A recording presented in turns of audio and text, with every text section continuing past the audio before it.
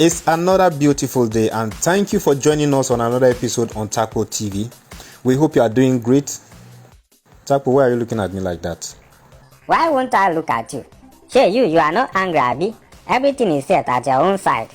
I don't understand what you are saying. Everything is set. How do you mean? Hey, you are not aware of all the brigade that Uncle Koro has put a lot of people inside already. Where people have been losing their jobs and many businesses are shutting down.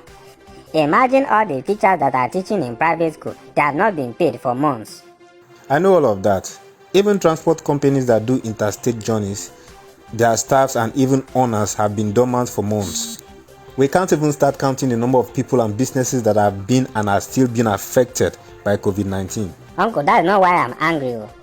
Oh, really? So why are you angry? The thing that is paining me is that despite the situation of our economy and the problem that Nigerians are going through, our politicians are still not concerned. Please, I want somebody to help me to ask the politicians, which offense have we committed? Why are we slaves in our father's land, or is it motherland that I will call it? Anyone applies. Eh? I said whichever one is fine. How can these people be talking of renovating national assemblies when we have not? Taco is National Assembly. You say? I said it's National Assembly, not National Assemblies. How is that one my business? How does that one concern me if it is assemblies or assembly? Are they blind? People have lost their jobs. People are looking for common 1 square meals they have not seen. Some people are sitting down somewhere planning to steal money for themselves instead of helping the country out of this crisis. In fact, when I heard it, I pitied myself for being a Nigerian. You see what I was saying the other time? The corruption in this country has so much eaten into our bone marrow that when we see other countries doing the right thing, we find a way to tag it wrong. You remember that audio that went viral saying it is 5G that is killing people, not COVID-19? You remember the guy was saying that hospitals are springing up in Asia and Europe countries because it's a calculated attempt to make money from COVID-19 patients. Which money are they making that every country economy is at standstill? Some are even in recession already. That is the point there. They are rather losing. You know why that guy and some other people think that way? Because in our own part of the world, the government don't respond to any situation. So when we see other countries doing the right thing, we call it evil.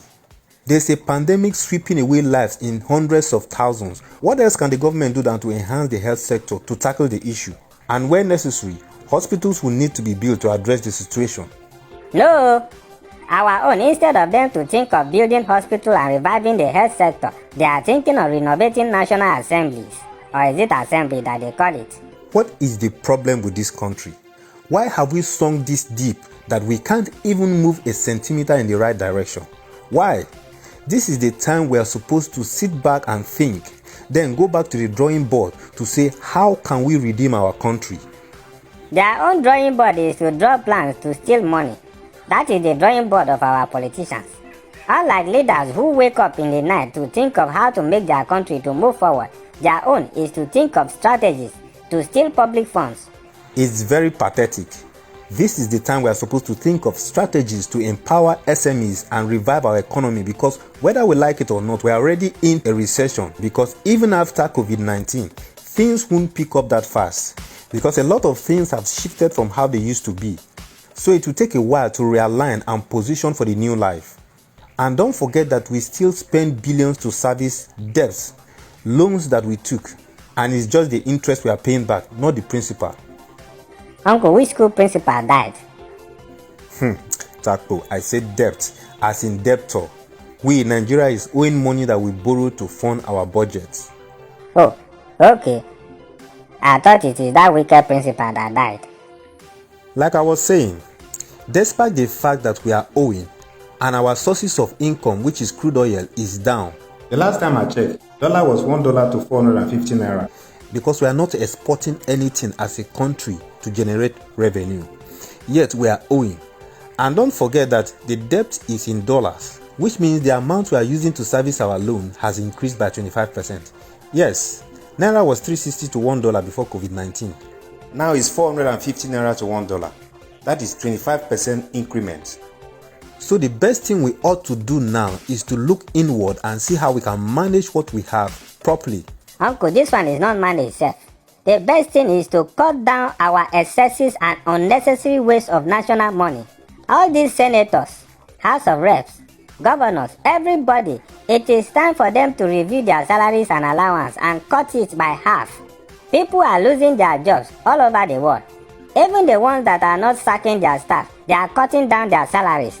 Why are the politicians still receiving big salaries and looking for ways to waste money and steal more? Trust me, one politician's salary and allowance for 1 month can pay the salary of the entire staff of an organization. Hey, uncle, it will pay the salaries and remain. In fact, it can renovate my school to standard and equip the lab and libraries. How about videos of fake COVID-19 isolation centers?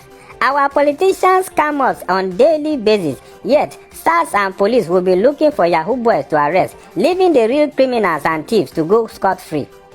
Sincerely, comedy apart, we need to be serious in this country for once. I for once was thinking that with this pandemic, our government will at this period revive the health sector and put it back to its feet, even if it's the only thing they can do for now. Not knowing that despite the gravity of this pandemic, they will still be adamant to the state of the nation. We are really going down though. If not for the private sector, Nigeria would have been no more. Our economy will have collapsed completely. My own problem is that after stealing all the money and leaving others in poverty, which will increase the rate of crime and lawlessness, where will you stay and enjoy that your money? Because COVID-19 has shown us that there's a time that money will not count. Because we have seen a time where nobody could use their private jet anymore or even go abroad to lavish stolen funds. Doesn't that tell us that if the people you are ruling are not happy and have turned to crime, you will not enjoy that your money in peace? What you said just reminded me of an incident that happened. A man broke into someone's house and the only place he went to was the kitchen. When he was caught, the only thing he took was yam and some other food condiments. And he said his daughter has been crying for 2 days.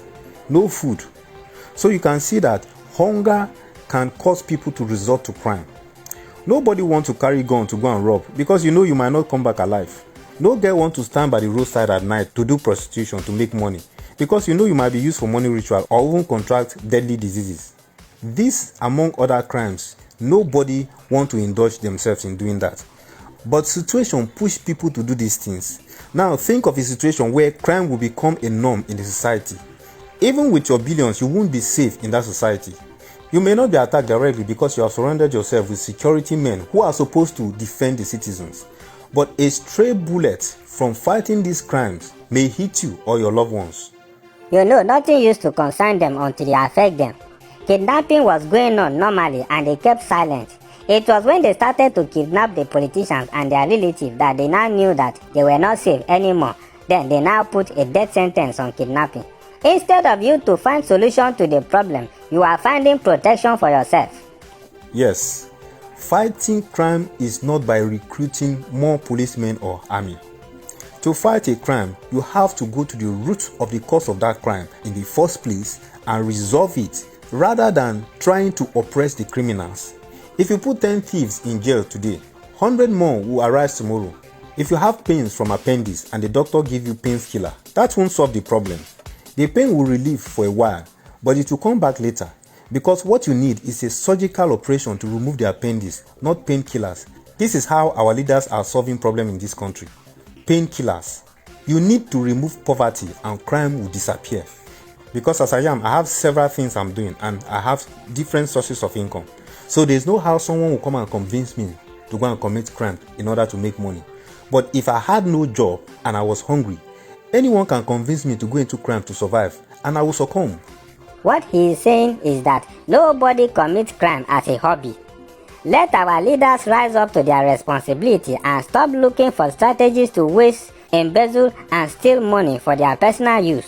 Taco, stealing and embezzling is the same thing. What makes it the same thing? So you are English professor, Abi? Or I should call you English